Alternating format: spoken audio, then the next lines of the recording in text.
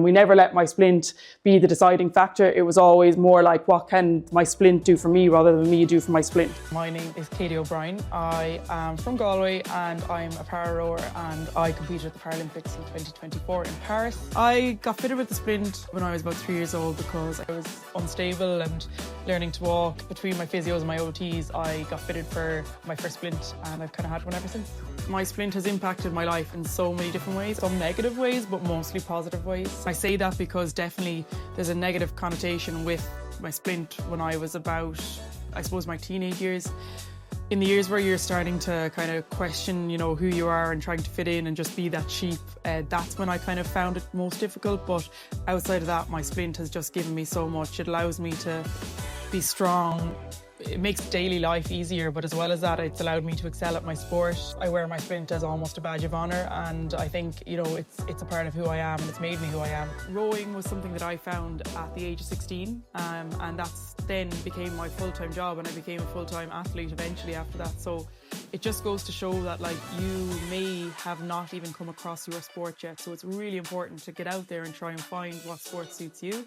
Paralympics Ireland often holds sports days where you could try cycling, swimming, horse riding, running. There's so many options out there, and it's really important just to keep trying, and you'll eventually find one that you love. For me, that was rowing, and again, back to not finding it till I was 16. So there's so many options out there to keep going to these ideas. So my top tips for getting used to wearing a splint would be do it slowly, maybe 30 minutes a day first day, an hour a day, then 2 hours a day, building it up nice and slowly, checking your feet regularly, tying in with your physios, tying in with your OTs, and doing it as a really slow progression and making sure that your splint works for you, and keep trying different iterations of that until it is right. You could start to consider your splint as it's not an option.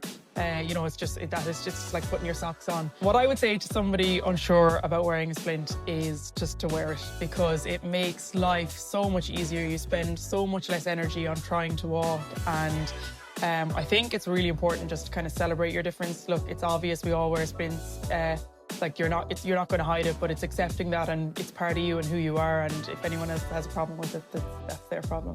We were thrilled to have Katie join us here today to talk to some of our families. When we talk about good fitting splints, we talk about how they support your foot alignment, give you some support and comfort through your legs to allow you to sit and walk more comfortably. Children, when they have the right splint on, they can have much more fun and participate in school activities, but also you can have a lot more fun outside of school in terms of getting involved in sports and any other activities that you like to do with your friends and family.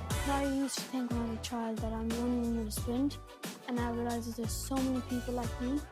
Really cool to realise. She helps you explain it, and how she used to be help me to realise all the good stuff that I can do in my life.